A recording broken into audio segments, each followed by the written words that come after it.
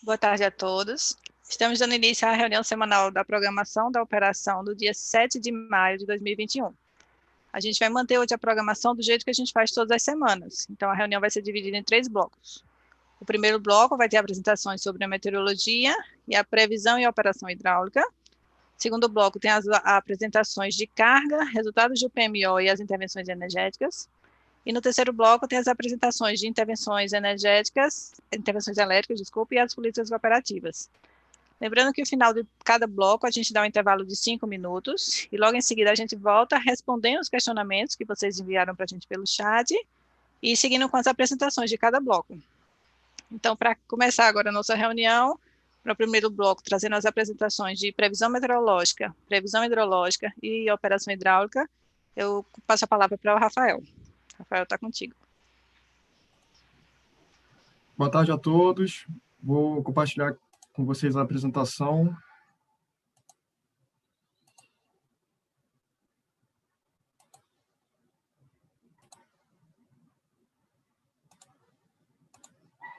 Pronto. Vamos então iniciar a reunião com a previsão meteorológica. Começando então aí com o que foi verificado aí durante a semana. Ao longo da semana operativa, nós tivemos aí a ocorrência das pancadas isoladas sobre as bacias da região norte, com destaque para o trecho brasileiro do Madeira e os trechos baixos e os trechos baixos do Xingu e do Tocantins. Na quarta-feira, a passagem de uma frente fria pelo Rio Grande do Sul voltou a ocasionar precipitação nas bacias do Jacuí e do Uruguai, a frente aqui passando, aí na quarta-feira. Voltou então a ocasionar precipitação nas bacias do Jacuí, Uruguai e em pontos isolados do Iguaçu. Essa frente fria ela seguirá avançando aí pelo litoral da região sudeste no decorrer aí do dia de hoje e causará apenas precipitação na região costeira. Em relação às temperaturas, elas seguiram estáveis no início da semana, com exceção das capitais do sul, São Paulo e Rio de Janeiro, que apresentaram elevação no domingo. Desde a quarta-feira, a temperatura entrou em declínio em Porto Alegre e em Florianópolis, e fechará a semana em declínio também em Curitiba, São Paulo e Rio de Janeiro, por conta da entrada de ar frio da frente fria. A geração eólica ela iniciou a semana elevada e foi caindo gradativamente, foi declinando gradativamente aí ao longo da semana, conforme a frente foi avançando e deslocando o sistema de alta pressão. Em relação à geração fotovoltaica, ela se manteve praticamente estável, tanto nos parques da região sudeste, como também nos parques da região nordeste. Essa figura aqui da direita é só para ilustrar, então, a precipitação acumulada no decorrer da semana operativa. Então, destacando aí, como já tinha falado, as bacias aí da região norte, principalmente os trechos baixos, né, do Xingu e Madeira, final da bacia do Madeira, né, e também aí no Baixo Tocantins, né, próximo aí de Tucuruí. Tá? E a precipitação aí por conta da frente fria aí nas bacias do sul, com maior destaque aí, os maiores totais aí sobre a bacia do Rio Jacuí. Bom, na próxima semana operativa, a sinalização dos modelos numéricos é de manutenção em relação à semana atual, com a previsão aí de ocorrência aí de pancadas isoladas nos trechos baixos aí do Xingu e do Tocantins, e também no trecho brasileiro do Madeira. Além disso, na quarta-feira teremos a passagem de uma nova frente fria pelo Rio Grande do Sul, e que deve ocasionar precipitação nas bacias do sul, principalmente aí no Jacuí. Tá? Então, o cenário para a próxima semana bem parecido aí com o que foi observado aí na semana operativa atual. Bom, a partir desse cenário que está sendo previsto aí pelos modelos numéricos, a expectativa é de que tenhamos estabilidade na média da temperatura máxima em todas as capitais do país, com exceção aí de Curitiba e Rio de Janeiro, que apresentaram um declínio em relação à semana atual. E com relação à geração eólica, tanto a geração eólica quanto a geração fotovoltaica, elas permanecerão estáveis aí na média da semana, né? Elas permanecerão estáveis aí para a próxima semana, tá? Sem perspectiva de mudanças aí em relação à média da geração tanto na fotovoltaica como na eólica. Então, essas são as informações que eu tinha para passar a vocês. Agradeço a atenção. Agora eu passo a palavra para o Fred, que vai apresentar sobre a previsão hidrológica. Então, obrigado. Opa, boa tarde a todos. Vamos aí agora passar da chuva para a vazão, né? Então, para essa revisão 1 do PMO de maio, como o Rafael acabou de mostrar, a gente não tem previsão de precipitação significativa nem para as bacias principais aí do Sudeste. Quase nada, por isso, nem no Grande, nem no Paranaíba, nem no Paraná e muito pouco no Paranapanema. Então, o Sudeste, como de maneira geral, se mostra em declínio, a previsão de ENA, atualizando a previsão mensal para 64% da MLT, sendo a terceira menor maio, né, no posicionamento do histórico. Então, quando a gente começa a dar o zoom aí nas principais bacias, a gente vê como que a situação aí no Sudeste está bastante crítica, né? A previsão do Grande como a segunda menor do histórico, o Paranaíba também, com uma média mensal prevista de 52%. O Paranapanema também como segundo menor do histórico, com a previsão de 35% da MLT. E o Paraná como menor do histórico de 91 anos. Ainda continua em declínio e aí, com uma previsão de fechar o mês em 50% da média de longo termo. Já para as bacias do Sul, a gente consegue ver que tanto o Iguaçu como o Uruguai registram precipitações no dia de hoje, né, dia 7, e aí depois só volta a chover um pouquinho entre os dias 12 e 14. Então, isso faz que esse gráfico de ENAS dê um pouco uma oscilada, né? Ele sobe um pouquinho, né, nesse primeiro dia de previsão, aí tem recessão durante a maior parte da semana e volta a subir no final da semana. Mas em termos de média semanal, o incremento é pequeno. E ele atualiza, né, a previsão mensal para 25% de MLT, sendo a nona menor do histórico para esse mês. Então, a previsão para a bacia do Rio Iguaçu, que já está registrando uma ENA de 16%, deve continuar uma recessão, mas já está uma recessão bem estável, né? O degrau é bem pequeno para a próxima semana. E para o Uruguai, que ele tem uma variação um pouco maior, né? Subindo no primeiro dia e lá no final da semana, fechando em uma média para o mês de 23%. Aí, para as bacias, né, do Norte e do Nordeste, né?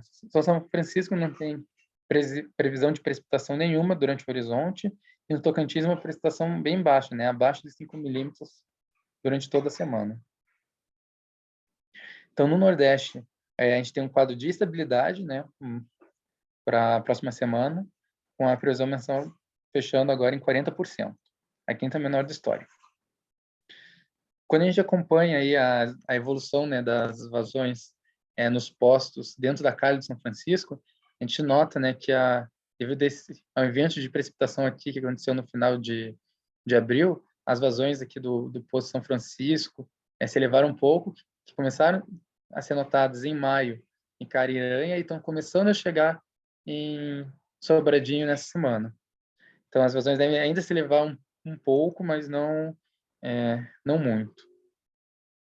Então, a gente vê isso, né, na previsão para essa bacia, né, que a ENA até ela sobe um pouquinho, muito pouco, né, fica estável durante a próxima semana, e aí na segunda semana prevista ela volta a cair. Enquanto no norte a previsão é só de recessão para a próxima semana, mas fechando num posicionamento melhor do que os dos outros subsistemas, né? A previsão mensal é de 82%. Quando a gente olha, né, para a bacia do Tocantins, a gente vê esse comportamento, né, de recessão para a próxima semana e para as demais semanas do mês, com um fechamento de 73% para a média mensal, ou ao 20º menor maio do histórico. Então, nessa figura, a gente tenta trazer, né, um panorama geral de como fica a previsão de vazão para essa próxima semana, entre os dias 7 e 13, né? A gente consegue ver que as principais bacias do SIM aqui no Sudeste e no Sul se encontram abaixo de 80% da média de longo termo. Aqui no Sudeste só se salva aí a bacia do Itabapoana. E nas bacias do Nordeste, a gente também nota o São Francisco abaixo da média, mas o Paraguaçu e o Parnaíba dentro da média histórica. E aí no Norte a gente tem um cenário um pouco mais otimista aí, né, com as bacias ou próximas da média ou acima da média, como é o caso aqui do Telespires, né, que fica dentro dessa bacia do Tapajós, em verde. E aí, comparando a previsão com o que foi feito no PMO, a gente consegue ver que tanto o Sudeste quanto o Nordeste e o Sul tiveram previsões estáveis, né, oscilando cerca de 1% para mais ou para menos, né, nesses subsistemas. Só aqui no Norte, a gente teve um acréscimo na previsão mensal de 4%, sendo, né, que nessa revisão 1, a previsão para o fechamento do mês agora é de 82%. E agora, falando da abertura de cenários, né, para o mês de junho, a gente vê que os quadros não se alteraram, né, em relação ao PMO, e os cenários são bem parecidos, assim, quando a gente olha o Sudeste e o Norte, né, no Sudeste, a previsão média, o cenário médio em 64%, com um limite inferior em 42% e o limite superior em 137%. No Sul, que é uma bacia um pouco mais instável, as precipitações não são regidas de maneira certinha como acontece nos demais subsistemas. A gente tem os cenários um pouco mais abertos, podendo variar entre 11% e 360% da MLT de ENA, com cenário médio próximo de 66%. No Nordeste, os cenários ficam variando entre 34% e 92%, com o cenário médio em 55%. E no Norte, com o limite inferior em 54%, o valor esperado em 84% e o limite superior em 137%. E aí, falando um pouco sobre energia armazenada, a gente consegue ver que a gente tem utilizado os reservatórios aqui do subsistema Sul, no Sudeste e no Nordeste, que apresentam leves decréscimos durante esses últimos dias, e só no subsistema Norte que a gente continua mantendo, a gente vê um acréscimo de armazenamento nesses últimos dias. Mas quando a gente compara, né, em relação ao ano passado, a gente consegue ver que a maioria dos subsistemas se encontram com reservatórios abaixo do que vinham se verificando. Só o Sul, que está com um reservatório, um armazenamento acima do que foi registrado no ano passado. Quando a gente olha os principais reservatórios do SIM, essa situação fica bem evidente, né? A gente vê Três Marias, que no ano passado estava bem cheio nessa época do ano, agora está com 65% da capacidade em energia armazenada. E as demais bacias também, né? A maioria se encontrando abaixo, utilizando o reservatório, né? A gente tem utilizado pouco reservatórios, né, das bacias, tentando preservar essa água, mas é uma situação que vai exigir atenção aí para a operação. Que aí acho que vou chamar o Paulo para discutir um pouquinho mais disso, da operação dos reservatórios com vocês. Então, obrigado.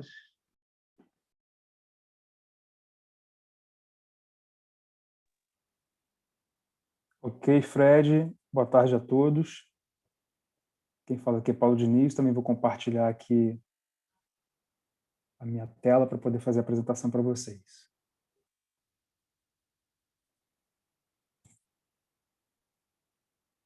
Bom, ok. Mais uma vez, boa tarde a todos. Deixa eu só exibir aqui. Bom, essa semana nós tivemos, dentre o range, né, de salas de crise de acompanhamento coordenados pela Agência Nacional de Águas, a ocorrência das salas do São Francisco, do Madeira e do Paranapanema, né? O restante a gente tem as reuniões executadas aí nas últimas semanas e as que a gente ainda vai ter ainda agora ao longo da próxima semana. Vou passar detalhadamente a agenda de cada uma delas e o destaque de cada uma delas. Bom, primeiramente, a gente tem aqui o São Francisco, como eu comentei, a reunião foi realizada agora no dia 4, a próxima reunião já está agendada para o dia 1º/6, continua vigente nas condições das diretrizes de operação da Bacia a resolução da Agência Nacional de Águas 2081 de 2017, né, e no qual a gente tem o estabelecimento aí das vazões de Três Marias, com horizonte de 3/5 a 30/6, de 425 metros cúbicos por segundo, né, conforme a avaliação hidrológica, né, em função dos atendimentos de usos múltiplos de jusante. A gente tem para Sobradinho, também até o horizonte de 30/6, os 1.100 metros cúbicos por segundo. Né? Com essa perspectiva, a evolução dos armazenamentos até o final de junho, a gente tem Três Marias chegando a 61,4% e Sobradinho 60,7%, conforme apresentado nessa última reunião que eu citei. Em relação ao Tocantins, a última reunião realizada foi no dia 27/4, a próxima a ser realizada é no dia 20/5. Essa aqui é a prospecção, né, que a gente mostrou até o final do mês de maio, porque a gente tem vigente até o final do mês de maio ainda a resolução temporária com a redução da defluência do Tocantins para 100 metros cúbicos por segundo e o valor a ser praticado ao longo de junho, né, no período de temporada de praias, vai ser formalizado ao longo da próxima semana. Né? Como eu comentei numa reunião passada nossa, dentro dessa resolução da Agência Nacional de Águas, o ONS tem até o dia 10 de maio para externalizar para a entidade gestora de recursos hídricos do estado do Tocantins e a Agência Nacional de Águas até essa data. E certamente será definido um informe dentro do Sintegre, onde será dado ciência a todos os integrantes do setor elétrico de qual será a vazão mínima a ser praticada, aliás, a vazão fixa a ser praticada em Serra da Mesa ao longo do período de temporada de praias. Em relação à Bacia do Rio Paranapanema, a reunião foi realizada hoje, a definição da próxima ainda vai ser definida. A gente tem ainda vigentes, né, todas as declarações em relação às condições de operação de vazão mínima e máxima para Jurumirim, Chavantes e Capivara, definidos através de declaração, né, de FSAR-H, e foi apresentada na reunião de hoje a perspectiva de armazenamento, de evolução de armazenamento desses reservatórios até o final do mês de junho. Né? A gente tem aí, são os valores, né? Capivara 48%, Mauá 37%, Chavantes 26%, Jurumirim 20%. Então, esses foram os valores apresentados hoje nessa reunião da sala da Agência Nacional de Águas. Em relação às bacias do Sul, a última reunião foi no dia 15/3, 15/4, a próxima reunião vai ser semana que vem, dia 13/5, e que são os valores apresentados ao longo da semana passada, né, dadas as condições sistêmicas de operação ainda vigentes, né, destacadamente ainda o excedente de geração hidráulica no norte, né, exportando para o sudeste/sul, né, e a gente continua ainda, apesar de uma condição hidrológica absurdamente desfavorável na região norte, a gente ainda, desfavorável na região sul, a gente ainda continua preservando os estoques e armazenamentos usando esse recurso excedente da região norte. Então, aqui está a perspectiva, né, de evolução dos armazenamentos, chegando aí ao final do mês de maio com 56%, o total ali da região sul. A agenda, né, que a gente tem em relação às outras bacias, né, em relação à bacia do Rio Grande, a última reunião realizada foi no dia 20/4, a próxima a ser realizada é dia 25/5, reunião do Paranaíba, a última foi 30/4, a próxima 11/6, e em relação ao acompanhamento do Madeira, da bacia do Rio Madeira, sob a ótica de vazões elevadas, né, sob a ótica de cheias, nós tivemos a última reunião realizada na quarta-feira, dia 5/5. Em função disso, nesse ano não há mais reunião prevista para a fase de cheia do Rio Madeira. Possivelmente, em algum momento a gente tem alguma reunião a ser avaliada pela Agência Nacional de Águas, ao contrário, né, para a gente pegar a vazante do Rio Madeira. Só que isso aí não há agenda definida por conta disso. Em relação aos volumes de espera, com exceção da revisão de volumes de espera para Boa Esperança, né, cuja alteração já se encontra publicada há algum tempo dentro do Sintegre, em relação aos outros volumes de espera, não há nenhuma alteração em relação ao Plano Anual de Prevenção de Cheias. E, por fim, o destaque principal dessa semana, né, é o agendamento dos testes de redução da vazão mínima, tanto de Jupiá quanto de Porto Primavera, né? Todos os que têm acesso ao sistema FSAR-H, está aqui em tela, já temos todas as declarações formalizadas, tanto pela CTG quanto pela CESP, depois de acertos, né, de coordenação de operação hidráulica junto com a nossa área de programação do ONS. Então, essas são as declarações em relação às execuções dos testes de redução da vazão mínima. A gente teria, no dia 10/5, a redução em primavera para 4.200, e aí a gente tem a redução a cada um dos dias em 100 metros cúbicos por segundo. Dia 11, 4.100, dia 12, 4.000, dia 13, 3.900, dia 14, 3.800 metros cúbicos por segundo. E mais ou menos não, e de forma paralela, também a redução de Jupiá, iniciando no dia 10/5 com 3.600, dia 11/5, 3.500, dia 12, 3.400, dia 13, 3.300 e dia 14, 3.200 metros cúbicos por segundo. Já adiantando qualquer eventual pergunta sobre o assunto que a gente tenha, a condição de operação a partir do dia 14/5, ela ainda vai ser definida a posteriori e será informada também através de declaração de FSAR-H. Então, o que a gente tem até o momento é essa perspectiva de operação do dia 10 ao dia 14. Lembrando que isso é uma operação em condição de teste. Caso seja identificado algum problema em campo em relação a uma dessas faixas aí pré-definidas de teste, a gente volta para a condição inicial de operação.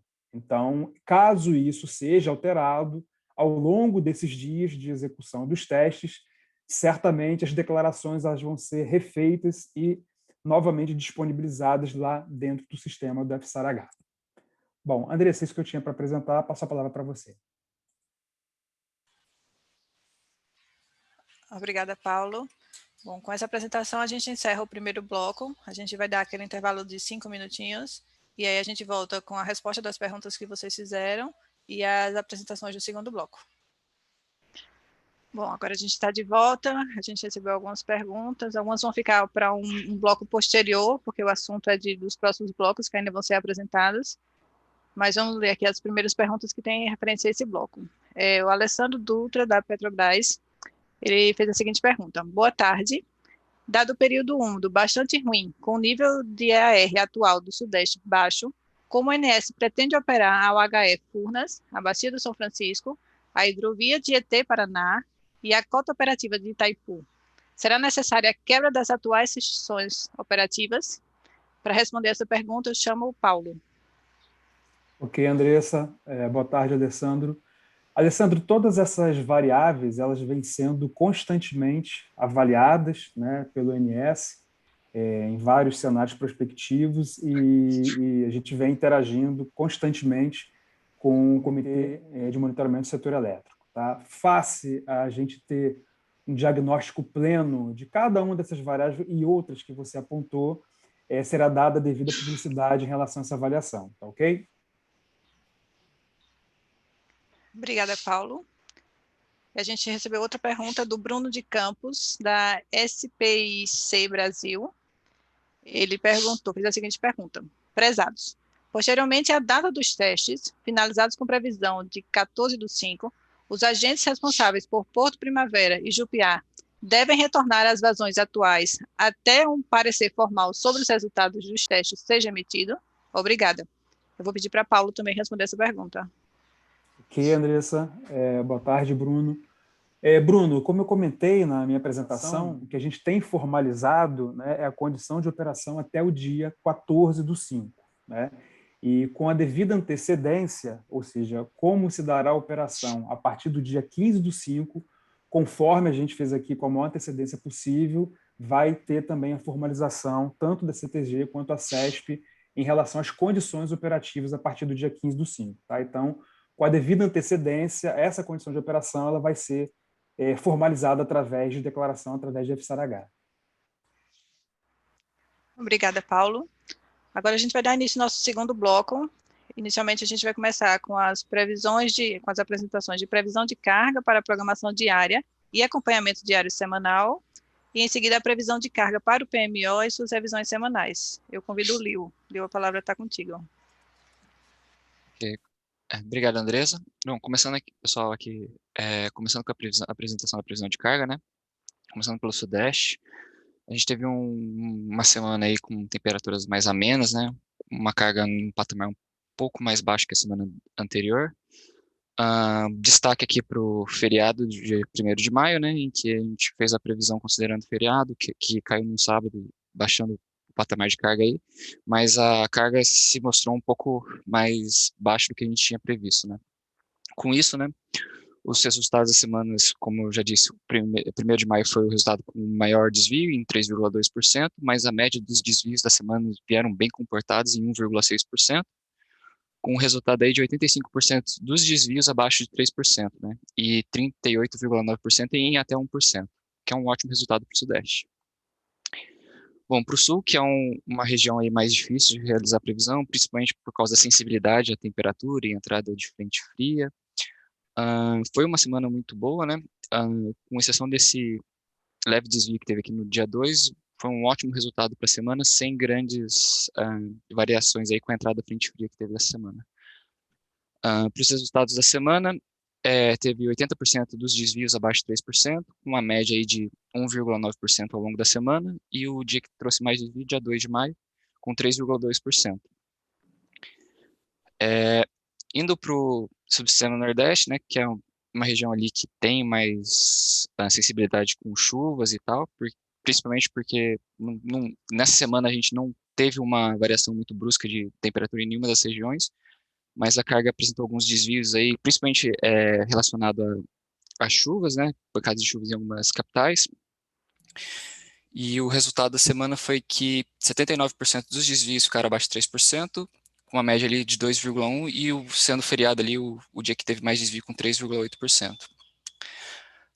Passando para o subsistema Norte, aqui teve mais uma ação aí das chuvas e desligamento não programado de 2 consumidores livres, né, que causaram esse desvio aqui no dia 4, e tendo isso aí em conta, o resultado da semana veio um pouco mais abaixo da média, aí, com 77% dos desvios abaixo de 3%, e uma média da semana em 2%, com o dia 4 sendo o dia que teve mais desvio.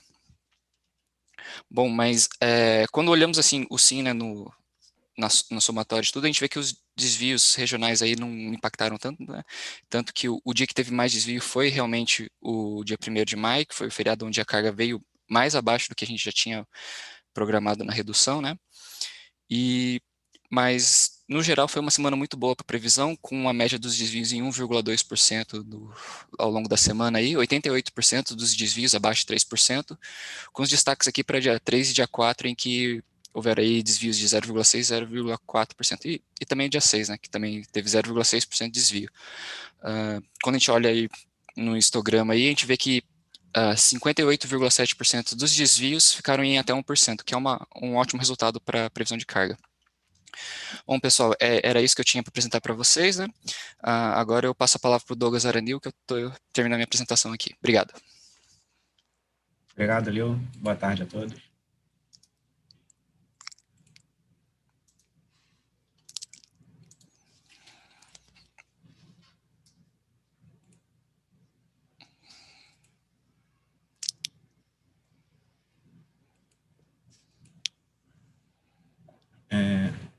Retomando a reunião, agora falando a respeito das previsões de previsão e acompanhamento da carga semanal, como sempre, né, começando pelo subsistema Sudeste Centro-Oeste, aqui temos apresentado em azul o valor previsto para o mês na revisão 0. Nessa cor mais clara, nós temos os valores previstos para fechamento da semana, expectativas de fechamento da semana. Em verde, nós temos os valores previstos nessa revisão semanal, e, novamente, em azul, o valor mensal atualizado em função da modificação das semanas, sejam pelas semanas verificadas, sejam pelas novas previsões.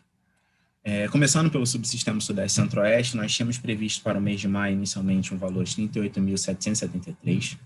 Essa semana, como o Leo já falou, com a ocorrência de temperaturas mais amenas que as observadas nas últimas semanas, nós tivemos um desvio negativo de menos 1,8%, com uma expectativa de fechamento da semana com uma carga de 38.542. Para a próxima semana operativa, as sinalizações meteorológicas nos indicam ocorrência de temperaturas semelhantes às observadas na semana em curso, em São Paulo, e um suave declínio das temperaturas no Rio de Janeiro. Dessa forma, nós consolidamos um valor de 38.784, que, quando comparado ao último valor previsto para a segunda semana operativa, nos dá um decréscimo de 1%. Foi realizado também um pequeno ajuste na terceira semana, e na quarta e quinta semana não foram realizados ajustes. Dessa forma, com a primeira semana verificada, e as novas previsões para a semana 2 e 3, nós temos um valor de maio revisto de 38.429, que nos dá um desvio de menos 0,9% em relação ao nosso valor previsto inicialmente para o mês.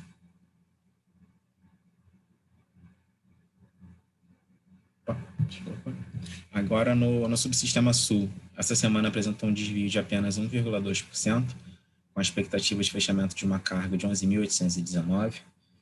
Destaque, como o Rafael disse, para o início de semana com temperatura mais elevadas, que colaborou para o aumento da carga. Para a próxima semana operativa, as sinalizações nos indicam sinalizações meteorológicas nos indicam a ocorrência de temperaturas semelhantes às observadas na semana em curso, em Porto Alegre e Florianópolis. Curitiba, existe um suave declínio dessas temperaturas médias.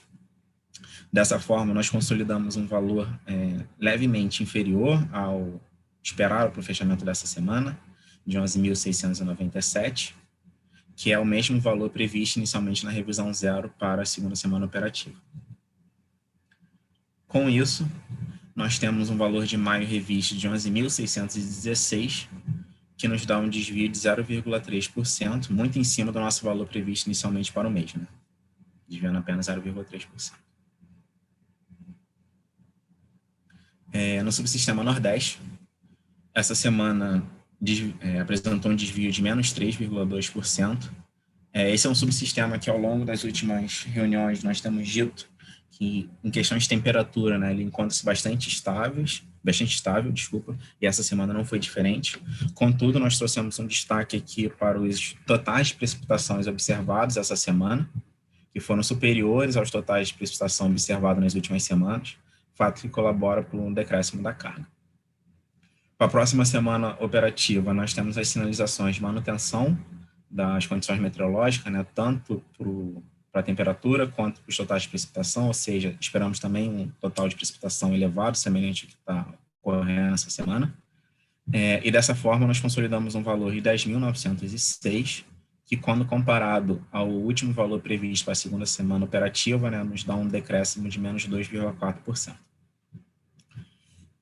O valor de maio revisto fica na ordem de 10.933, que, quando comparado ao valor previsto inicialmente para o mês, nos dá um desvio de menos 1,3%.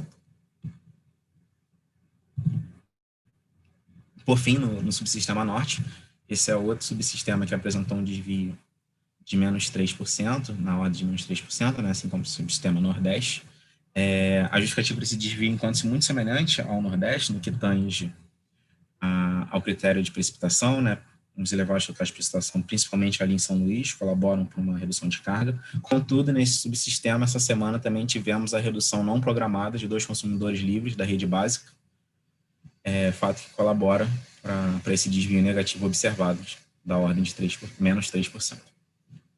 Para a próxima semana operativa, esperamos condições meteorológicas semelhantes às observadas nessa semana, e os consumidores livres que apresentaram reduções em sua carga essa semana não nos informaram essa redução, e dessa forma nós consolidamos um valor de 5.869,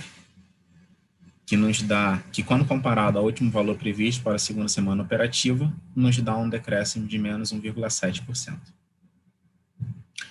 Com a atualização das previsões semanais e a primeira semana verificada, né, nós temos um valor de maio revisto de 5.841, que nos dá um desvio em relação à nossa previsão inicial para o mês de menos 1,5%. Com isso, chegamos ao fim da nossa apresentação. Aqui nós trouxemos os destaques, como sempre, que falamos ao longo da apresentação. No subsistema Sudeste, Centro-Oeste e no subsistema Sul, ocorrência de temperaturas mais amenas. No subsistema Nordeste e Norte, os elevados totais de precipitação superiores aos observados nas últimas semanas. E no subsistema Norte ainda temos a redução de carga não programada de 2 consumidores livres da rede básica. E as premissas para a próxima semana, no que tange premissas econômicas, as previsões de carga consolidada para o mês de maio levam em consideração a redução dos indicadores de confiança das indústrias, indicadores de confiança da indústria e a utilização da capacidade instalada, divulgada recentemente pela FGV em abril, cujos resultados indicam o pior resultado desde agosto de 2020. Em questões meteorológicas, né, nós temos temperaturas semelhantes às observadas na semana em curso para todas as capitais, com exceção do Rio de Janeiro e Curitiba, que sinalizam um suave declínio dessas temperaturas. E, por fim, no subsistema Nordeste e Norte, também destacamos a previsão dos elevados totais de precipitação, semelhantes ao que vem ocorrendo nessa semana operativa. Com isso eu termino a minha apresentação, era tudo. Peço muito obrigado e retorno a palavra para você, Andresa. Obrigada, Douglas. Dando sequência ao nosso segundo bloco agora, a gente vai ter as apresentações sobre os resultados do PMO e as intervenções energéticas relevantes. Eu convido a Raquel para fazer essa apresentação. Obrigada, Andresa. Boa tarde a todo mundo. Eu vou compartilhar aqui, só um minuto.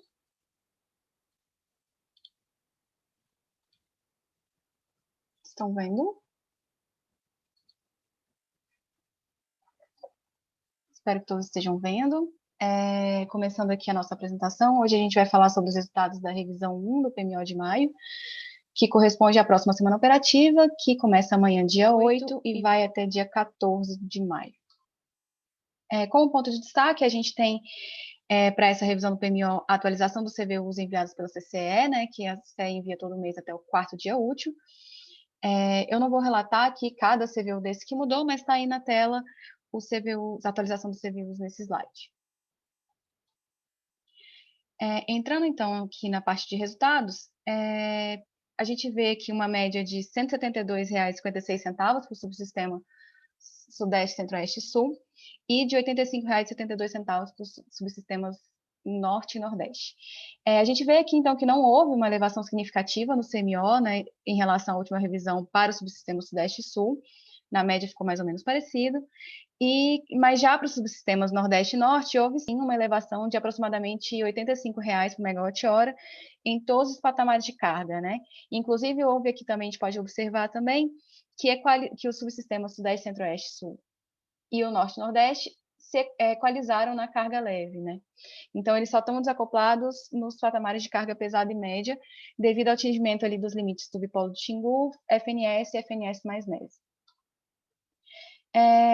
Fazendo aqui uma comparação, né, com relação à variação do CMO do subsistema Sudeste, Centro-Oeste e Sul com relação à revisão passada, a gente vê que a atualização da previsão de vazões apontou para uma pequena redução do CMO, né, nos patamares de carga pesada e média, enquanto houve ali uma elevação no patamar de carga leve. A atualização dos níveis de reservatórios do SIM também, e a revisão de previsão de carga, eles contribuíram para a redução do CMO. Dessa maneira, a gente, com a combinação desses efeitos, né, o CMO para esses subsistemas não sofreu alteração significativa em relação à semana anterior. Já para os subsistemas Norte e Nordeste, a gente verifica aqui que já era prevista uma elevação do CMO para essa semana, que pode ser observado aqui quando a gente olha a previsão perfeita, né? Que é justamente esse acoplamento com o que foi previsto na semana passada. Entretanto, combinando os efeitos de atualização de previsão de vazões e níveis de partida, essa elevação não foi tão acentuada quanto estava previsto na previsão perfeita. Falando agora um pouquinho da geração térmica, a gente lembra que essa é apenas um valor de geração total referencial, né, porque o despacho térmico vai ser comandado pelo DECEM, mas a gente tem aqui um valor de 4,5 gigawatts de geração térmica prevista para a próxima semana operativa. Falando agora um pouquinho do comando de despacho antecipado das usinas da GNL, A gente lembra que a indicação de despacho antecipado por ordem de mérito e também por garantia energética se refere à semana do dia 10 de julho a 16 de julho, e a gente verifica aqui que há previsão de despacho antecipado por ordem de mérito de curso para as UTS Santa Cruz e Luiz Oscar Rodrigues de Mello. Embora a UTR Posto Sergipe não esteja despachada antecipadamente por ordem de mérito de curso, o ONS comanda seu despacho antecipado em sua totalidade para a semana de 10 a 16/7 por garantia energética. Falando um pouco agora da oferta, né, de importação de energia pelos países, a gente vê que pelo Uruguai foram ofertados, a Eletrobras e a Enel ofertaram 3 blocos de energia, com o CBUs variando de R$ 710,41 para a Eletrobras a R$ 1.037, e para a Enel de R$ 723,60 para R$ 1.058. A Argentina não ofertou energia para essa semana operativa.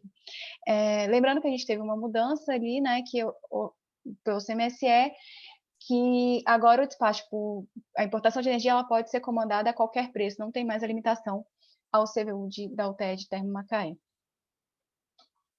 Falando agora um pouquinho sobre as energias armazenadas, né, começando aqui pelo subsistema Sudeste, a gente tem aqui como ponto de partida do nosso estudo 33,9%, né, e o Sudeste anda um pouco de lado, chegando no final de maio em 32%, e o valor esperado para junho é de 28,3%. Já para o subsistema Sul, a gente tem aqui como ponto de partida 55,1%. O Sul também anda de lado, chegando no final de maio por volta dos 55,7%, um pequeno acréscimo, mas já para junho o valor esperado eleva bastante, chegando na casa dos 67,8%.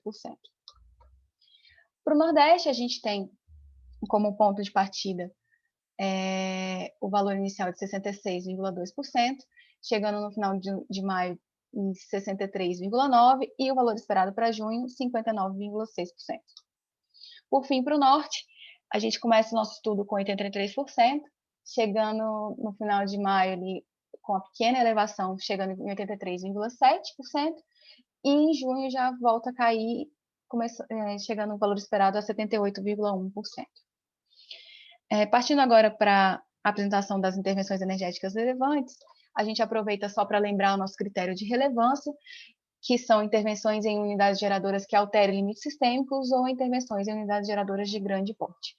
Começando pelo subsistema Sudeste Centro-Oeste, a gente tem aqui, para a usina de Serra da Mesa, uma inspeção subaquática nas grades do túnel de adução de tomada d'água programada para os dias 8 e 9 de maio, que são sábado e domingo diariamente. Temos também para Itaipu 50 Hz ao G6, a manutenção preventiva ENEA mensal programada para o período de 9 a 10 de maio. Já para São Simão, a gente tem a substituição da bobina de reset do relé do painel da unidade geradora 5, que está programada para o dia 9 de maio. Continuando aqui no subsistema Sudeste Centro-Oeste, a gente tem uma manutenção para o G20 de Ilha Solteira, para a realização de manutenção das conexões da fase V do cubículo de saída do gerador e nas escovas do sistema de excitação, que está programada para o dia 10 de maio. E na UH Irapé, a gente tem a manutenção preventiva programada para o G5, que está no período do dia 10 ao dia 14. Já para o UTE Cuiabá, a gente tem uma manutenção preventiva na câmara de combustão da turbina da UG2, programada para o período de 10 a 19 de maio. Para o UH Jaguara, a gente tem a manutenção preventiva bienal, programada para o G5, para o período do dia 10 a 28 de maio. Já para Miranda, a gente tem uma inspeção preventiva quatrienal, lá na G3, que está programada para o período do dia 10 ao dia 28 de maio. Continuando aqui ainda no subsistema Sudeste Centro-Oeste, a gente tem uma manutenção preventiva programada para o G2, a UH Ecolíder, que está no período de 10 de maio a 5 de junho. Já para Nova Ponte, a gente tem os ajustes e testes da chave 10/8 da UG2, após substituição da caixa redutora motorizada, que está programada para o dia 12 de maio. Continuando aqui para o UH Aimorés, o G2, a gente tem a manutenção do servomotor da comporta de sucção 2B da unidade, programada para o dia 12 de maio.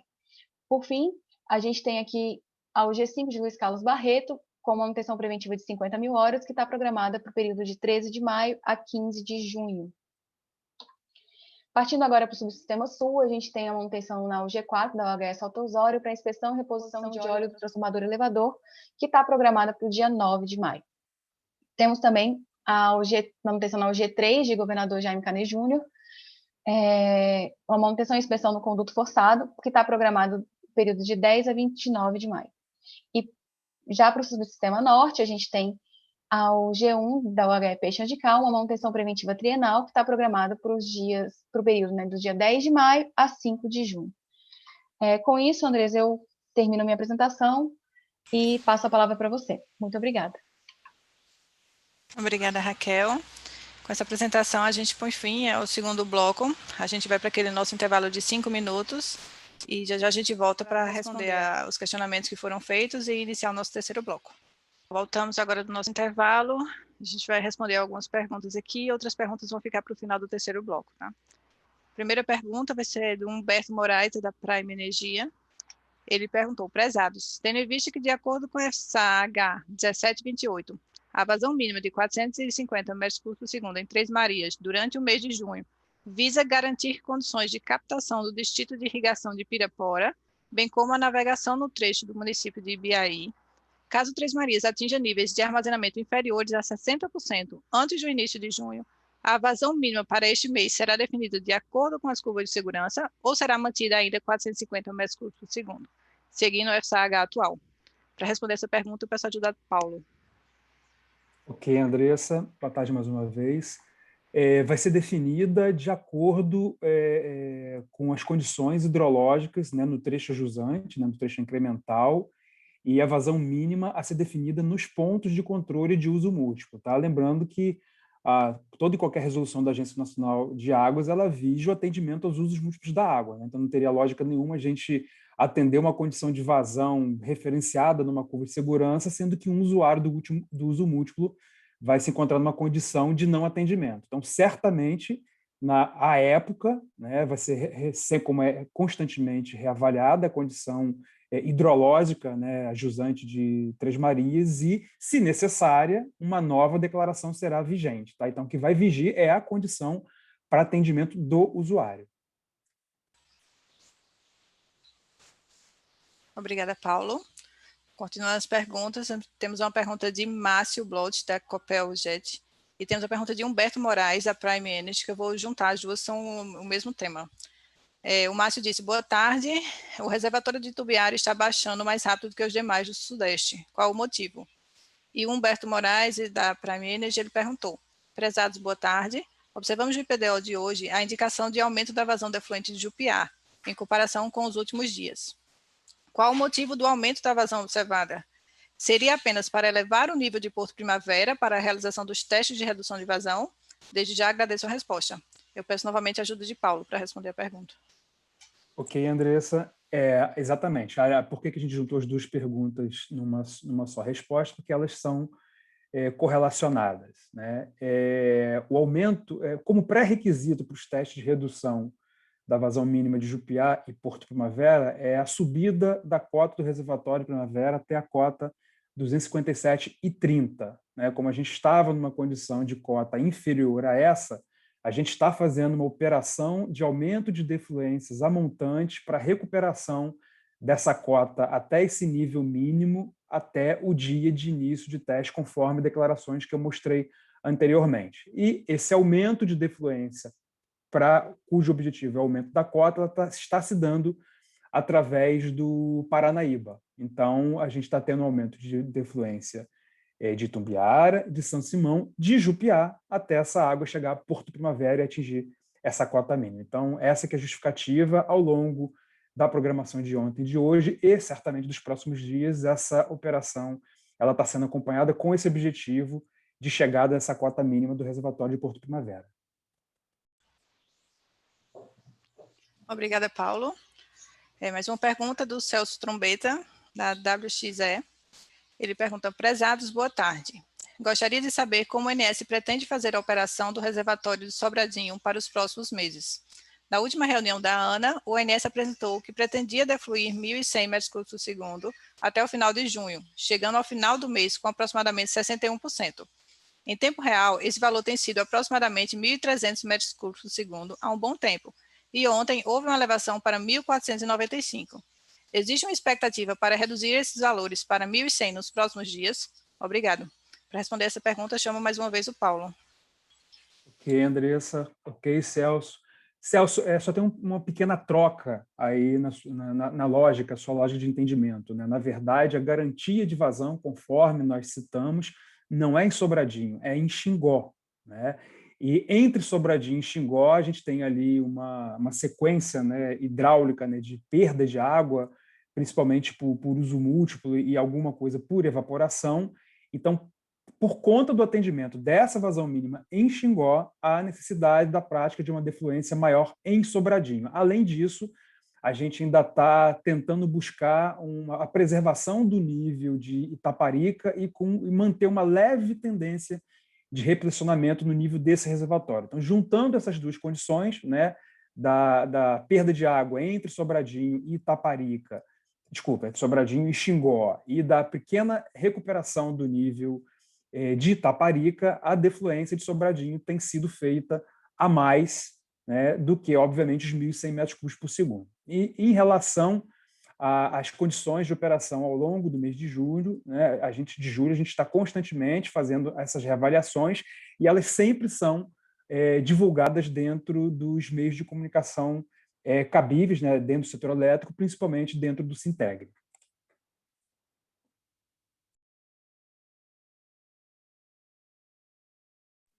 Tá no mute, Andressa. Obrigada, Fala. Obrigada pela resposta. A gente vai para mais uma pergunta agora do Yuri Moreira, da Indra Energia. Ele diz, boa tarde. Entendo que durante o processo de consistência de vazões ocorram algumas correções pontuais. Entretanto, na quinta-feira, houve a correção grande nos postos do Nordeste, em que alterou toda a curva de ENA da região, durante um longo período, aproximadamente um mês para trás, tendo como resultado uma diferença de aproximadamente menos 300 megawatts mês, no dia 4/5.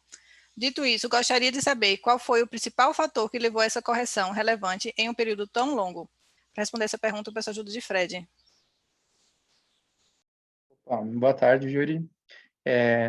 Como você mesmo comentou, né, durante o processo de consolidação, a gente tenta fazer que as informações que são medidas durante a carga de São Francisco sejam propagadas apropriadamente até o reservatório de Sobradinho. E a gente realmente verificou na quinta-feira que essas informações não estavam compatíveis, então foi realizado um ajuste um pouco maior. E aí, nesse período um pouco mais para trás, a gente fez ajustes marginais, também tudo para que as informações fiquem coerentes hidrologicamente. Obrigado. Obrigada, Fred. A gente vai para a última pergunta e a gente vai iniciar o terceiro bloco e as outras perguntas vão ser respondidas após o terceiro bloco. Então, a pergunta agora é de Mônica Zambelli, que é da CPFL. Ela fala, prezados, mostraram na apresentação que Porto Sergipe foi chamada por garantia energética. Podem repetir e esclarecer qual o período e o montante, potência total da usina ou algo parcial? Obrigada. Para responder essa pergunta, eu peço a ajuda de Raquel. Obrigada, Andresa. Obrigada, Mônica, pela sua pergunta. O que a gente apresentou foi o seguinte, que na semana operativa do dia 10 de julho a 16 de julho, a gente comandou o despacho antecipado por garantia energética para a UTE Porto Sergipe. O montante vai ser exatamente toda a disponibilidade declarada pelo agente para essa semana, tá bom? Como a gente está falando de um despacho antecipado, e essa disponibilidade ela vai sendo revisada ao longo das revisões do PMO, o que eu posso te responder é isso, que vai ser na totalidade da disponibilidade declarada pelo agente. Tá bom? Muito obrigada. Obrigada, Raquel. Vamos começar agora as apresentações do terceiro bloco. A primeira apresentação é sobre os limites elétricos e as principais intervenções elétricas. Para apresentar isso para a gente, eu chamo a Laura. Laura, está contigo a palavra. Obrigada, Andresa.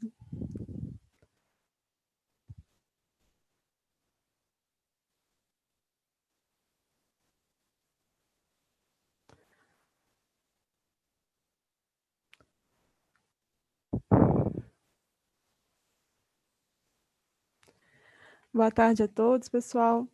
Começando aí com os nossos destaques nas intervenções pela área Norte e Nordeste.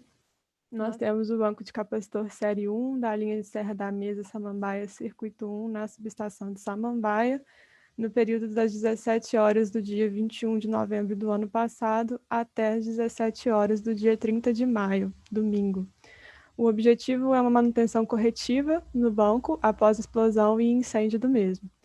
E para que o sistema suporte perdas duplas e simples nas interligações Norte-Nordeste, Nordeste-Sudeste e Norte-Sudeste, recomenda-se manter o recebimento do Sudeste-Centro-Oeste em um valor menor que 7.000 megawatts, em caso de cenário de Nordeste exportador, e um recebimento do Sudeste-Centro-Oeste menor que 7.300 megawatts, no caso de um cenário de Nordeste recebedor. Lembrando que, durante a realização dessa intervenção, os limites foram atualizados em 22 de abril, em função da entrada do eixo A, e que os limites desse recebimento Sudeste e Centro-Oeste podem ser reduzidos em função do número de unidades geradoras nas usinas de Tucuruí, Serra da Mesa, Canabrava e São Salvador. Continuando, temos a linha de 500 kV Poções 3 Sapiaçu, das 8 horas do dia 8 de maio, sábado, até as 17 horas do dia 11 de maio, terça-feira, para troca de fase do reator de linha, correção e nivelamento do espaçador nos vãos das torres. E para que o sistema suporte contingências simples de linhas, contingências com falha de disjuntor no setor de 500 kV das subestações de Poções 3, Ibiquara e Sapiaçu, recomenda-se manter um recebimento do Nordeste entre menos 5.500 megawatts a mais 5.500 megawatts, um recebimento do Sudeste e Centro-Oeste de menos 3.000 megawatts a mais 6.800 megawatts, e um fluxo do Sudeste para o Nordeste de menos 1.200 megawatts a mais 2.200 megawatts, no caso de um Nordeste recebedor, e de menos 2.900 megawatts a mais 2.200 no caso do Nordeste exportador. Continuando na área Norte-Nordeste, temos também o reator 702, a subestação de Imperatriz, das 7h45 às 16h15, do dia 9 de maio, domingo, para substituição do transformador de corrente do modelo CTH 550, fase B desse reator. E durante essa intervenção, a linha Imperatriz Presidente Druta Circuito 1 deverá permanecer desligada e para que o sistema suporte contingências simples e duplas nas interligação Norte-Nordeste, recomenda-se manter o recebimento do Nordeste de menos 5.500 megawatts a mais 5.500 megawatts. Continuando, temos a barra 2 de 500 kV da subestação de Colinas, das 0 horas do dia 10 de abril às 7 horas do dia 16 de maio, domingo. Substituição da proteção diferencial da barra 2 da subestação de Colinas. E para evitar a abertura da interligação Norte e Nordeste em contingências envolvendo a barra 2 da subestação de Colinas, recomendo adotar as seguintes restrições: recebimento do Nordeste de menos 5.800 megawatts a mais 6.000 megawatts, fluxo Nordeste-Sudeste menor ou igual a 3.200 megawatts e a exportação Norte menor ou igual a 6.000 megawatts. Continuando, temos a linha de 500 kV Barreiras, Rio das Éguas, Circuito 2, das 7 horas às 17 do dia 10 de maio até o dia 19 de maio. O motivo é a complementação dos serviços de instalação de bandeja adicional nas caixas de emenda de fibra ótica do cabo OPGW. E para que o sistema suporte dinamicamente contingências com falha de disjuntor na subestação de Rio das Éguas ou perdas simples de linhas nas interligações Norte-Nordeste, Norte-Sudeste e Sudeste-Nordeste, recomenda-se programar e manter um recebimento do Nordeste de menos 5.300 megawatts a mais 5.500 megawatts e um fluxo na Norte-Sul menor que 3.100 megawatts no caso de Nordeste exportador e um fluxo na Norte-Sul menor que 3.500 megawatts no caso de um cenário de Nordeste recebedor. Temos também a linha de 500 kV Fortaleza 2, PCM2, Circuito 2, no dia 14 de maio, das 8h10 às 23h59. O motivo é realizar lançamento, conferência, ajuste e anilhamento da cabeação de proteção, executar manobras de abertura e fechamento de remotas e verificação de intertravamentos elétricos nas seccionadoras da subestação de Fortaleza 2. e para que o sistema suporte contingência simples ou com falha de disjuntor na subestação de Fortaleza 2, recomenda-se manter o recebimento do Nordeste de menos 5.500 a mais 5.500 megawatts. Já na área sul-sudeste, temos o desligamento da linha 765kV, Foz do Iguaçu e Vaporã, circuito 2, no dia 9 de maio, domingo, das 7 às 17, para realização de substituição de esferas de sinalização aérea nas torres, a fim de que o sistema suporte perda de um ou dois circuitos de 765kV entre Foz e Vaporã.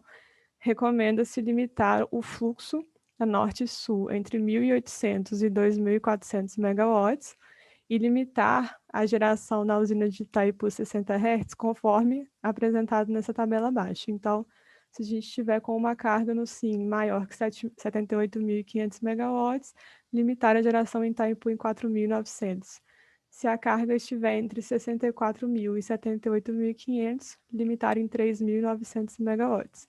Se a carga estiver entre 53.000 e 64.000, limitar a geração em 3.500 megawatts. E se a carga estiver abaixo de 53.000 megawatts, a gente tem que limitar a geração em 3.300 megawatts.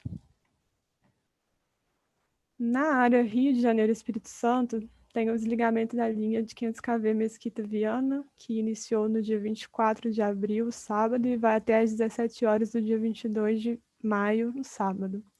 O motivo é a realização de um seccionamento dessa linha na subestação de Mutum e para que o sistema suporte contingências simples e duplas de linhas de transmissão de 345 kV entre Adrianópolis e Vitória, recomenda-se programar e manter o somatório das usinas Norte Fluminense mais Termomacaé mais GNA menor que 2.200 megawatts, o somatório da UTE Norte Fluminense mais Termomacaé maior ou igual a 550 megawatts, a geração da UTE Viana maior ou igual a 174 megawatts e a geração da UTE Luiz O.R. Melo maior ou igual a 196 megawatts. Ainda na área Rio Espírito Santo, temos o desligamento da linha de 500 kV Angra, Cachoeira Paulista, das 23 horas e 15 minutos do dia 4 de maio às 7h45 do dia 19 de maio, quarta-feira. O motivo é a implantação de Sinocom na subestação de Cachoeira Paulista e para que o sistema suporte dinamicamente as contingências de linhas de transmissão de 500 kV seguidas de falha de disjuntor na subestação de Angra, recomenda-se adotar o somatório das usinas de Angra 1 e 2 menor que 1.600 megawatts. Na área Maranhão, temos o desligamento da linha de 230 kV UTE Porto de Itaqui, São Luís 2. O período é 6 horas do dia 3 de maio às 23h59 do dia 9 de maio, domingo, para seccionamento dessa linha na subestação de São Luís 4. E a consequência é que teremos a indisponibilidade dessa usina, né, usina de Porto de Itaqui, durante esse desligamento.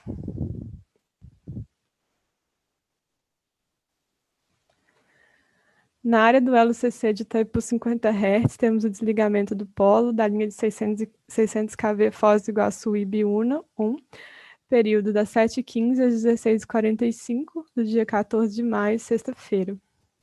O motivo é manutenção preventiva nos painéis de proteção e controle do polo 1 e nos equipamentos de saída de linha, retirada de linha de pássaro na seccionadora e instalação de cabos de aterramento temporário. Como consequência, para que o sistema, né, considerando o atual cenário eletroenergético e perdas e restrições analisadas e existentes no LCC, a transferência de potência pelo LCC deverá ser limitada em 3.900 megawatts. Por fim, na área sul, contemplando aí a necessidade de geração térmica por razão elétrica na térmica de Jorge Lacerda, está sendo solicitado um valor, continua sendo solicitado um valor maior que 160 megawatts, distribuído entre as unidades geradoras 5 e 6, a fim de que o sistema suporte as contingências simples que estão listadas. É isso, pessoal. Agradeço a atenção de todos. E, Andresa, volta a palavra para você. Obrigada, Laura. Vamos dar sequência à nossa reunião e para a última apresentação da tarde de hoje, A gente vai falar sobre a política operativa e eu peço agora para a Janaína apresentar. Está contigo a palavra. Obrigada, Andresa. Obrigada, boa tarde a todos. Compartilhar com vocês a apresentação.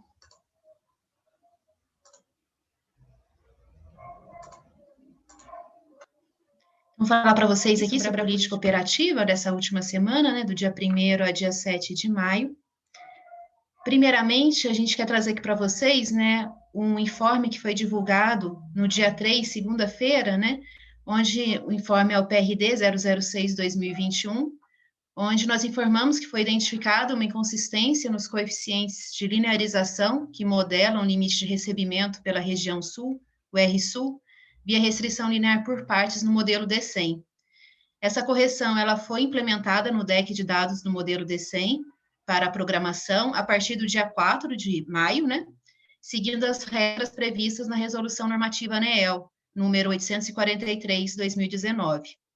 Essa correção ela está disponível na revisão 2 do relatório, né, de restrições elétricas para representação no processo de otimização da programação diária da operação do segundo quadrimestre de 2021.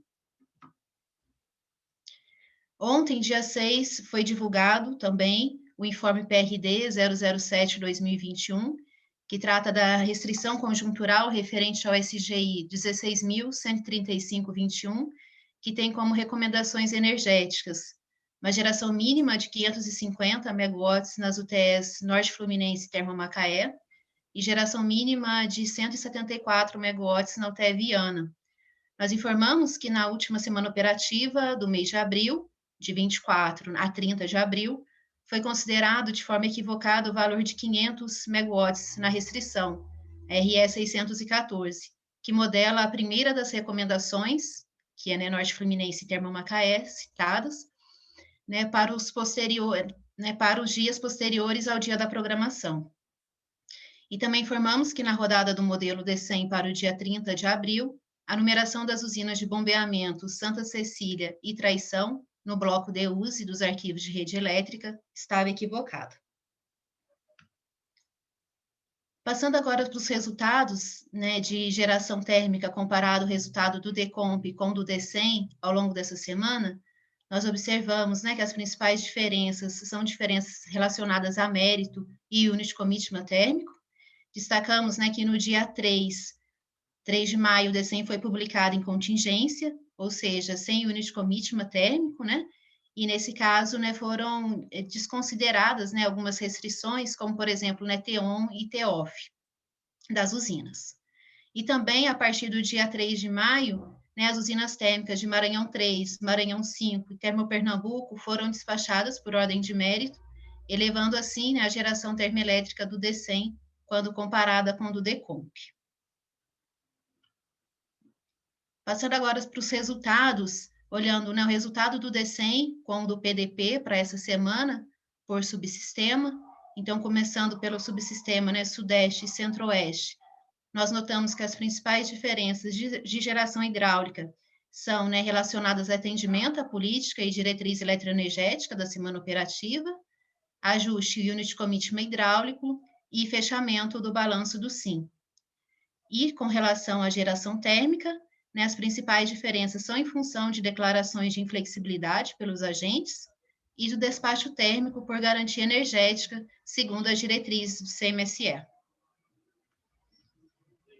Para o subsistema Sul, as principais diferenças hidráulicas são ajustes necessários para a compatibilização da diretriz e da política operativa, com o objetivo, né, de preservação do armazenamento das bacias dessa região, conforme a autorização do CMSE.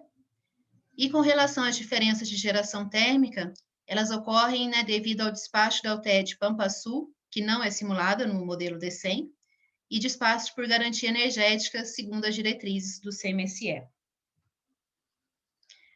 Para o subsistema Nordeste, com relação à geração hidráulica, as principais diferenças devem-se na diretriz e política operativa de defluência da bacia do Rio São Francisco.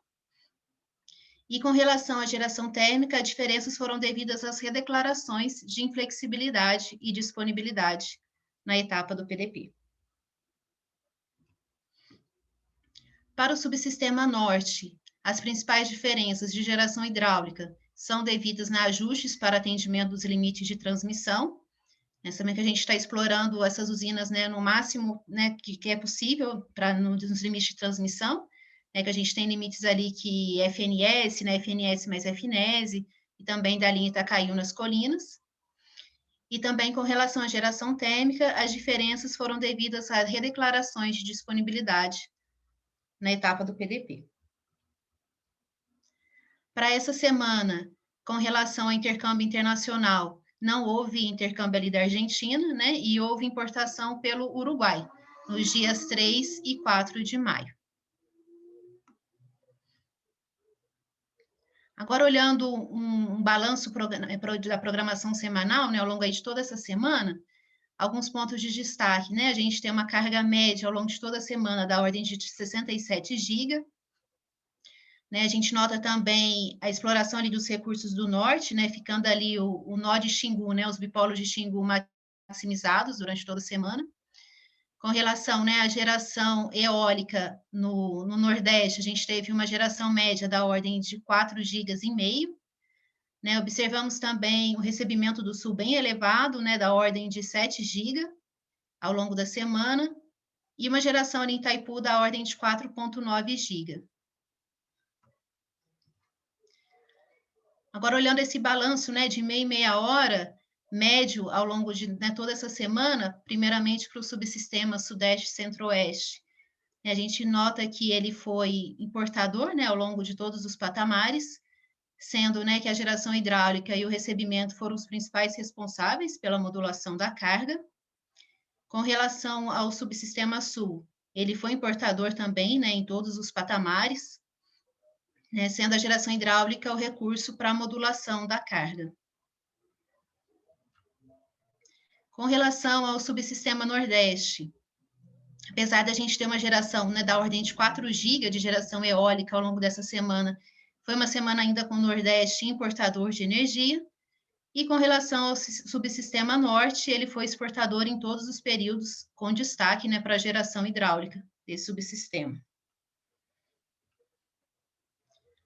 Agora, vendo a geração térmica média, né, ao longo da semana por titulação, né, a gente tem que a maior parte foi em relação à ordem de mérito, né, da ordem de 54% dessa geração térmica, que é para quase 4,5 GB, né, ao longo da semana.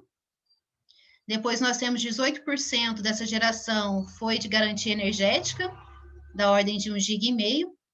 Né, 13% foi devido a unit commitment térmico, da ordem de 1 GB. Né, depois, em seguida, nós temos, né, inflexibilidade, da ordem de, né, 972 megawatts. E, por último, razão elétrica. Agora, olhando os resultados do CMO ao longo da semana e comparando, né, com os resultados do DECOMP, primeiramente para o subsistema Sudeste e Centro-Oeste, os valores do CMO, né, foram muito próximos, sendo que o CMO ali, né, do DECEM foi ligeiramente superior, né, acompanhando a curva de carga. Com relação ao subsistema Sul, entre os dias 1º e o dia 3 de maio, o DECEM, né, apresentou valores mais elevados em decorrência do limite de RSUL, que já foi comentado no início aqui da minha apresentação, né, que conforme foi divulgado no informe. Agora, olhando para o subsistema Nordeste, né, os valores do CMO do DECEM foram, né, superiores ao DECOMP, tanto do Nordeste quanto do Norte, né, e essa diferença ocorreu devido a desvios de previsão da oferta de renovável entre DECOMP e as atualizações diárias do DECEM. Olhando agora o resultado do CMO por barra, né, para uma meia hora específica, que é uma meia hora que é 18 horas do dia 7 de maio, dia de hoje. Né, vale destacar também que esse mapa georreferenciado, ele contém aí apenas 30% das barras do sistema. Né, nós podemos observar que o CMO do Sudeste, né, Centro-Oeste e Sul, eles estão bem parecidos, né, e também o do Norte e do Nordeste também ligeiramente inferiores, né, também bem equalizados. E notamos ali um ponto elevado nas barras da UTE Viana, conforme a Laura até apresentou, né, nas intervenções, tem uma intervenção que solicita a geração dessa usina, né, que é um desligamento de Mesquita Viana para o seccionamento em Mutum. Então, a gente tem esse ponto ali de destaque da UTE Viana, né, e o Sudeste, Centro-Oeste e Sul equalizados. Agora, para a gente conseguir ver a melhor distribuição do CMO pelas barras, né, a gente traz aqui essa análise através da ferramenta do Boxplot, onde a gente apresenta, né, o valor mínimo, o primeiro quartil, a mediana, o terceiro quartil, o valor máximo, bem como os outliers superiores e inferiores. A gente também está trazendo o resultado aqui para o dia 7 de maio. Então, primeiramente, para o subsistema Sudeste e Centro-Oeste, a gente observa outliers superiores, né, da ordem de R$ 960, justamente ali, né, relacionados à intervenção, onde há necessidade de geração da UTE Viana. Né, notamos outliers inferiores em função do fluxo Norte-Sudeste, e também outliers ali da ordem, né, zerados, em função de limitações de geração na UHE Ourinhos e Sá Carvalho. Passando para o subsistema Sul, os semioles não apresentam dispersão significativa, né, de forma geral acompanha a curva de carga desse subsistema. Com relação ao subsistema Nordeste, né, nós temos uma dispersão ali, outliers superiores e inferiores no início do dia, em função da restrição do FNS. Depois também, né, a partir em torno de 5 horas da manhã, também temos em função do limite do FNS mais FNESE, e entre 6 e 10 horas da manhã também ocorrem outliers superiores, da ordem de R$ 230, em função de uma intervenção no transformador 230-69 kV de Governador Mangabeira, que causa ilha elétrica nessa intervenção. E para o subsistema Norte, nós vemos também uma dispersão, né, outliers superiores e inferiores ao longo do dia, relacionadas ao limite do somatório de FNS mais FNESE, e também outliers inferiores devido a uma limitação na UTE Aparecida decorrente de uma intervenção. Olhando agora o balanço energético, né, olhando 12 meses, desses últimos 12 meses, então, primeiramente para o subsistema Sudeste e Centro-Oeste, a gente nota, né, que ele é um subsistema que está no perfil de importador de energia, né, durante aí, todas essas últimas semanas, né, e permanece dessa mesma forma, nesse mesmo perfil. Com relação ao subsistema Sul, a gente nota também, né, que está sendo possível uma redução de geração nesse subsistema, né, então ele está, né, fortemente importador durante essas últimas semanas, principalmente. Com relação ao subsistema Nordeste, né, nós tivemos ali no início do primeiro trimestre uma redução de geração eólica, né, agora em abril a gente já nota uma elevação, mas tem alguns momentos, né, que dependendo dessa geração, pode estar exportador ou importador de energia, né, sendo que nessa última semana o subsistema foi importador. E por último, né, com relação ao subsistema Norte, desde fevereiro, nós tivemos uma elevação de geração hidráulica, né, nessa região, e fazendo com que esse subsistema, né, fique fortemente exportador de energia nesse período, né, que é de acordo com a sazonalidade hídrica mesmo dessa região. Bom, era isso que eu tinha para apresentar para vocês. Eu agradeço, Andresa, e devolvo a palavra. Obrigada, Janaína. Com essa apresentação, a gente acaba o terceiro bloco. Então, a gente vai para 5 minutos de intervalo e já a gente volta para responder as perguntas restantes. Bom, voltamos agora com a finalização da nossa reunião. A gente teve diversas perguntas hoje sobre a plataforma do Mexilhão. A gente agrupou aqui para não estar lendo todas as perguntas. Vamos mandar as perguntas longas. Então, a gente agrupou aqui nas perguntas de Samuel, da Engie, e Henrique, da Tempo Energia. As perguntas vão estar dos demais, eu acredito que estejam inseridos nessa mesma resposta. Então, vou ler a pergunta de Samuel, da Engie. Ele perguntou: prezados, boa tarde. O impacto da manutenção na plataforma de Mexilhão e do gasoduto da Rota 1, a partir de 1º de janeiro de 2021, já está sendo representado no deck do New Wave. E o Henrique, da Tempo Energia, perguntou: saiu em alguns sites de notícia que haverá uma manutenção na plataforma da Petrobras, do Mexilhão, em agosto de 2021. Poderia confirmar essa informação? Se sim, poderia dar mais detalhes? Será uma manutenção intensa, igual a do ano de 2018?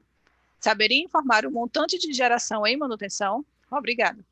Então, para responder essas perguntas e as demais que foram perguntadas sobre o mesmo tema, eu vou pedir a ajuda de Marzano. Boa tarde a todos. Agradeço as várias questões aí sobre o tema, tá?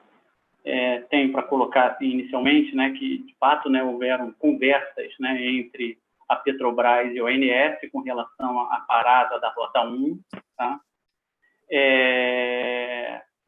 Tivemos acesso aos cenários estudados pela Petrobras, tá? Cenários mostrando alguns impactos, né, impactos que levariam a paradas de usinas térmicas, né, para cenários estudados pela Petrobras, tá? Porém, ainda não houve uma formalização, tá, dessas paradas junto ao ONS, tá? E dessa forma, né, essas paradas assim, elas não estão representadas no deck do New Wave, né, pelo fato de não ter havido essa formalização, tá? Mas a informação que nós temos é que a parada ocorrerá aí no período de 1 a 30 de agosto, impactando aí em termos médios, levando a uma indisponibilidade em torno de 3.000 megawatts médios. Logo, essa indisponibilidade ela não é constante ao longo do mês, tá? Ela é maior no início do mês de agosto e no final do mês de agosto a disponibilidade menor, tá? Bom, as informações que eu tenho para passar são essas. Devolvo a palavra para a Andressa. Obrigada, Marzano. Dando sequência aos nossos questionamentos, a gente também vai agrupar duas perguntas aqui, do Fabiano Mourão, da Delta, e da Alessandra Zancopé, da Brasil Energias. Então, vou ler só a pergunta de Fabiano, que acredito que a de Alessandra já esteja inserida nela. Fabiano falou a respeito do nível de partida do modelo D100. Vem sendo observado uma inconsistência dos níveis de partida das UHEs no modelo D100 com os verificados no IPDO, bem como no RDH. Como exemplo destes desvios, destacamos a UHE Tucuruí, que está frequentemente com níveis de partida no IPDO na ordem de 99,5% do VU, e nos modelos D100 fica próximo aos 97,5% do VU. Como é de conhecimento de todos, os níveis de partida dos modelos D100 são o extrator da simulação hidráulica da programação diária da operação, HidroExpert. Diante do exposto, sugerimos uma maior criticidade quanto aos resultados dessa simulação, visto que as discrepâncias são constantes no modelo D100, inclusive no RapidOI. Caso não seja possível um aprimoramento desse processo na etapa de programação diária, sugerimos então que os níveis de partida do modelo D100 sigam o mesmo processo do modelo DECOMP, declaração dos agentes, com criticidade por parte do ONS em cima dos valores declarados. Para responder essa pergunta e responder esse comentário, né, do Fabiano, eu peço a ajuda de Paulo. Ok, Andressa. Boa tarde, Fabiano e Alessandra.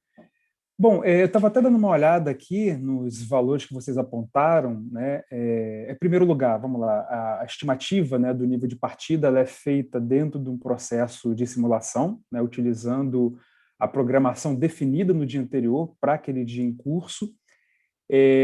Obviamente que a gente tem algumas pequenas variações para os percentuais de partida de usinas a fio d'água.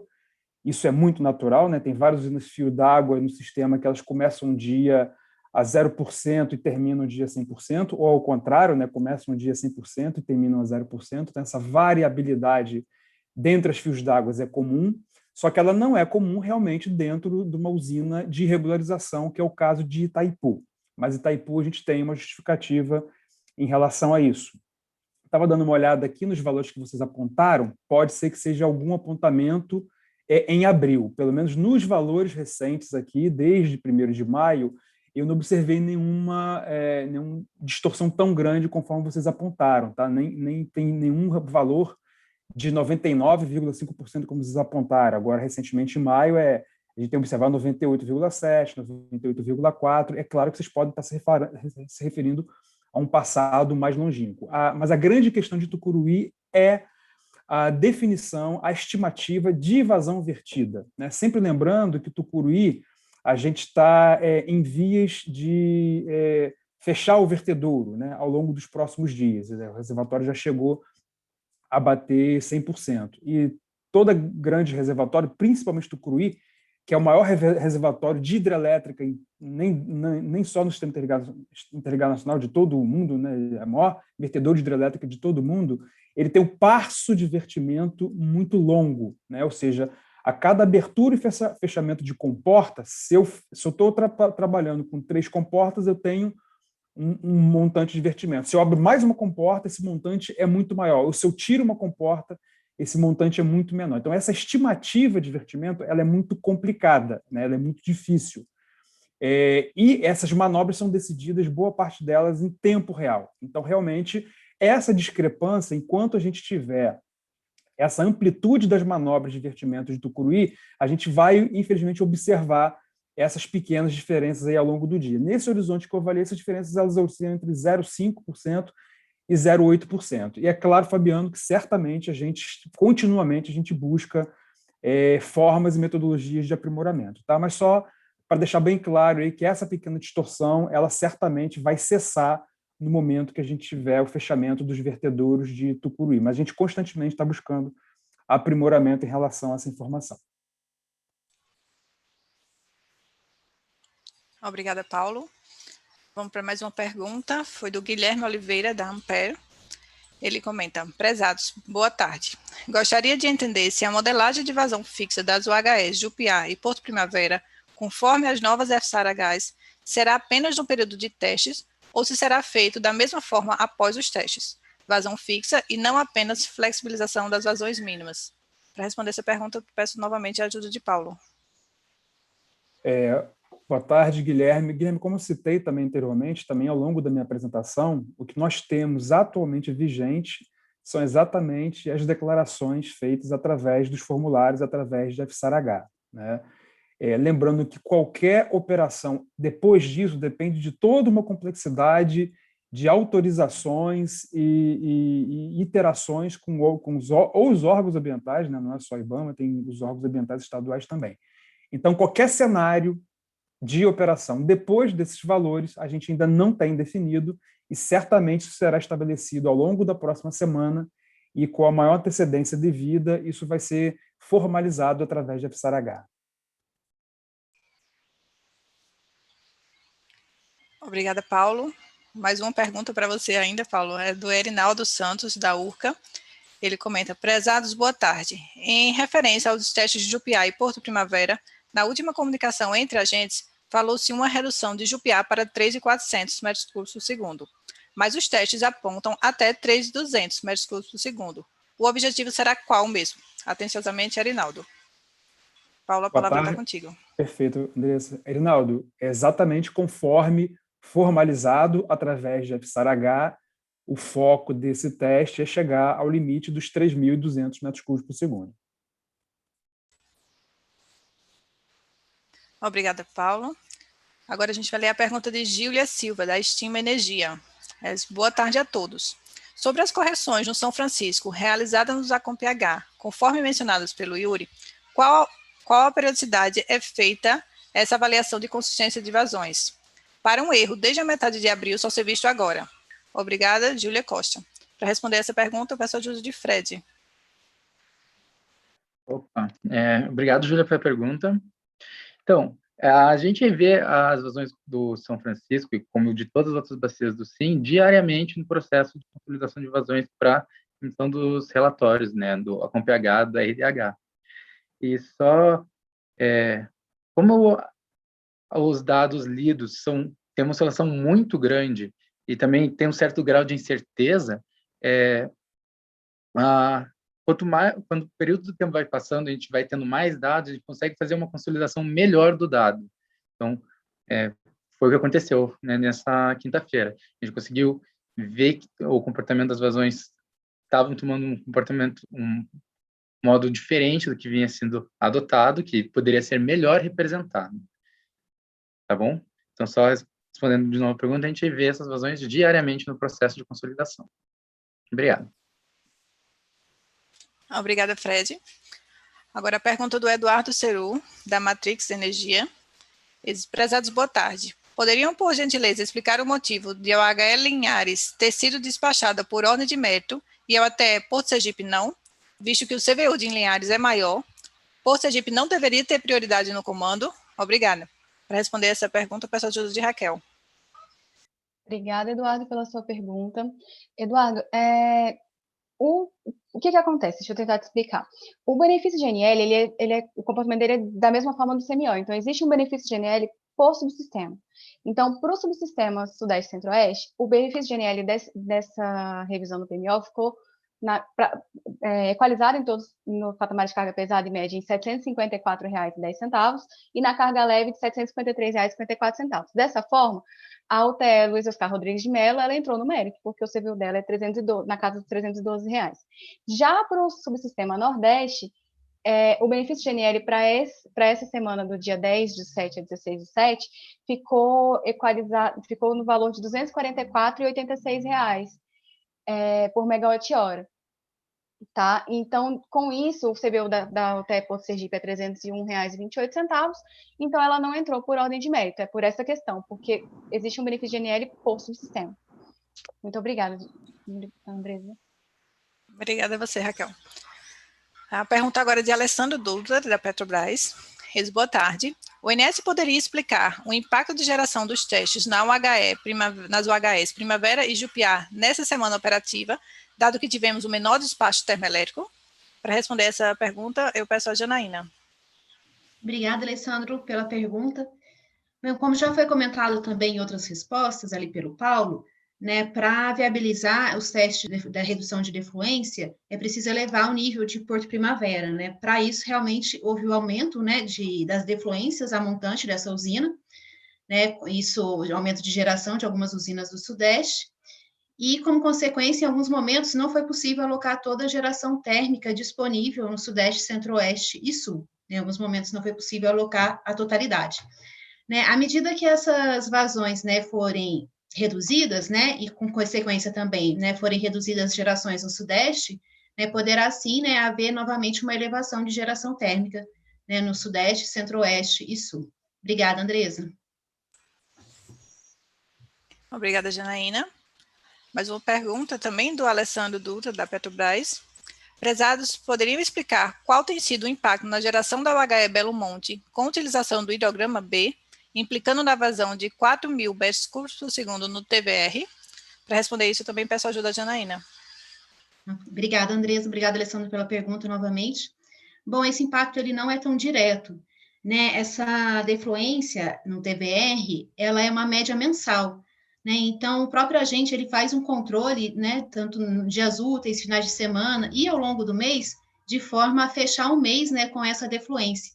Então, né, esse impacto ele não é tão direto, né? Temos essas variações ao longo do mês. Obrigada, Andresa. Obrigada a você, Janaína. Vamos lá agora ler a pergunta do Márcio Blotz, da Copel, e do Leandro Nassif, também da Copel. Então, eu vou agrupar as duas perguntas, já que quem vai responder vai ser o Carlos Eduardo. O Márcio, ele perguntou, boa tarde, qual o racional para a semana passada do DECEM apresentar um preço tão elevado para o submercado norte, em contraponto aos valores do DECOMP, e convertimento em Tucuruí e Belo Monte? E o Leandro Nassif, ele perguntou, nessa semana observamos um descolamento grande entre o CMO do DECOMP na carga leve e do DECEM, sendo que o DECOMP indicou 0 e o do DECEM não. Poderiam detalhar isso, por favor? Para responder essa pergunta, eu peço a ajuda do Carlos Eduardo. Obrigado, Sandra. Boa tarde. Agradeço aí ao Leandro e ao Márcio pela pergunta. Trata-se de uma pergunta de natureza mais aprofundada e, devido à rapidez da reunião, a gente não conseguiu fazer uma análise profunda no problema. Mas, fazendo uma análise superficial, eu chamo a atenção dos colegas que o DECEM ele publica 2 tipos de CMOs. O CMO que a gente está questionado é um valor médio por barras do mesmo submercado, né, ponderado pela barra, pela carga na barra. Se vocês observarem, esses 2 CMOs, tanto o médio ponderado quanto o submercado, que vem do problema energético, eles estão muito próximos. Isso traduz que o efeito da rede não está atuando no cálculo do CMO.